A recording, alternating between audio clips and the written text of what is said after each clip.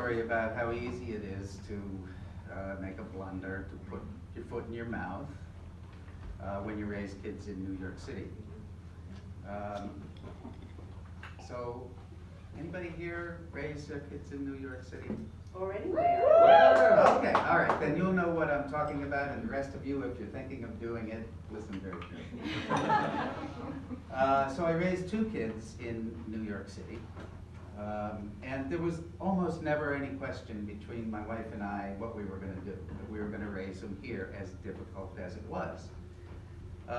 Education, taking the subway, unsupervised time, all of that is really, really difficult. Harder here than elsewhere, but we made that decision. We're going to raise them in New York. We would have friends come over to dinner sometime, and the woman would say she's pregnant and they're looking for a house in the suburbs, or they already had a 1-year-old and they're looking for a house in the suburbs, and I would stop talking to them halfway through dinner. I just figured, okay, they're not going to be my friend. They're telling me that New York's a terrible place to raise kids, but I think it's a great place to raise kids, and this is what I'm doing, so I'd stop talking to them halfway through dinner. There are many, many issues, and among them, other than education, subway, etc., is space. Like, where are your kids going to sleep? They don't care, by the way. I mean, if you had one room and they were sleeping right next to you all the time, that would be fine with them. But the parents don't want it to be that way. So that's really a big issue. I thought I solved the problem by buying a neighbor's apartment and breaking down all the walls. And you know, then you can have multiple bedrooms, and you can have a real kitchen and a real dining room. And the problem was we had to move out of the apartment for about 4 months while they were breaking down all the walls. So one day, it was a Sunday, Saturdays, my wife and I and our 2 kids would spend it together. Sundays, we decided, you know, one of us would be with one kid, the other would be with another kid. So I took my daughter Lily, down to our apartment that was in the middle of its renovation to show it to her. And, you know, this is the new kitchen, Lily, and here's our dining room. Hey, we're gonna have a family room, there'll be a TV here. Here's your new bedroom. And she was getting very excited, and then afterwards we went out to breakfast. And we went to this place that she called the French toast place, because we used to go there and that's all she would ever order was French toast. And we sat there and we talked about how we needed to do this more. That there was a period of time after her little brother Jack was born that she and I did it every Sunday. That we would go down there and we would have our own daddy and daughter time. And it was really sweet, and we were looking at each other, talking about how precious it is for a father to spend time with his daughter. And the tears came to my eyes, and the tears came to her eyes, because we realized we have to do this more. So we then went to the playground, went to a movie, and then at the end of the day, we went up to the temporary apartment we were staying in. And I was in one room with Jack, and Lily went into the kitchen with her mother, and her mother said, Lily, tell me about the day, what'd you do? So Lily said, well, it was great, Mommy. You know, Daddy took me down to the apartment, I saw the new kitchen, and I saw the family room, and I saw my new bedroom, and then Daddy and I went to breakfast, and then we had sex.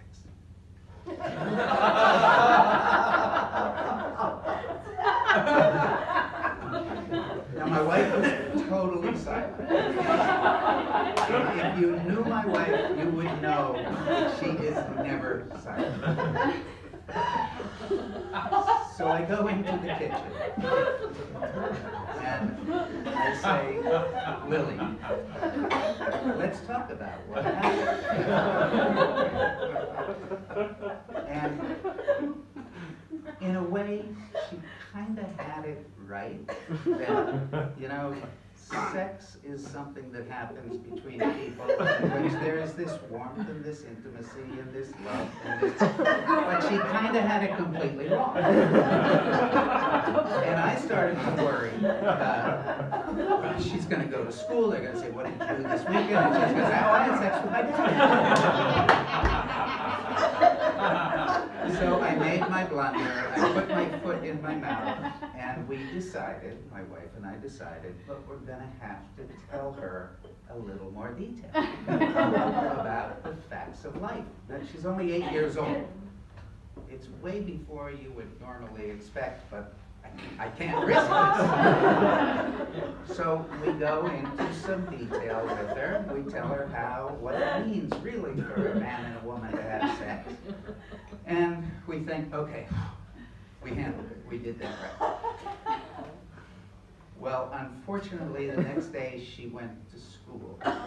And she told all her friends what happens and what sex really means. And who got a call from every single parent, from the principal, from the school guidance counselor. And I went in and I explained to them the story that it really wasn't sex.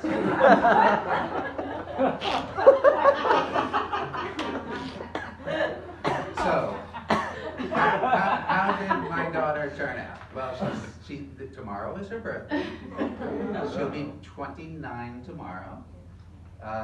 She is the manager of global sales for the company that she works for, and she is the person that all of her friends always go to for advice on career and relationships and sex.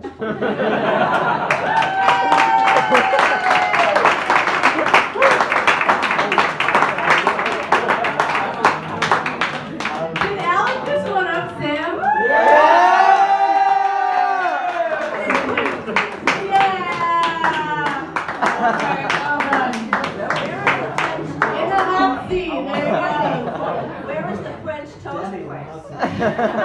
Where is the French toast place? 12th at University, but it's now Maybe we should all go there.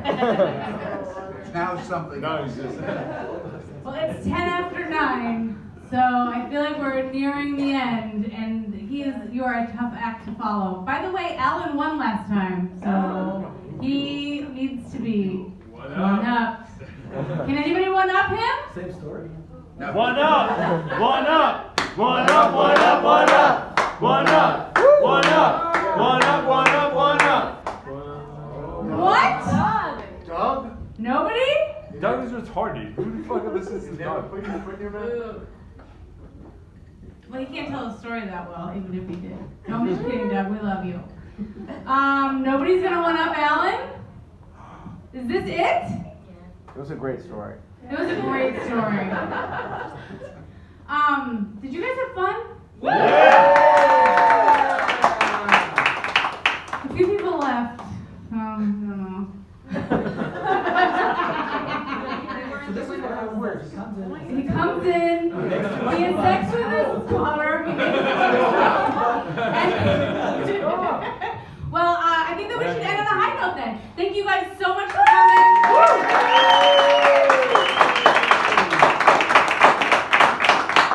If you didn't already follow One Up Story on Instagram and Facebook, please do so that you can find out about the next one. We might be here next time, and I hope that you guys had fun. I think this is a great. One up! One up! One up! One up! One up! All right, thank you so much, and please stick around, let's hang out and get a drink at the bar, and thank you guys so much for coming. Thank you, Sam. Thank you, my friend Mel. Thank you all. I really appreciate it. I really appreciate it. And I got 200 big ones for you in my wallet. All right, thanks you guys. Woo!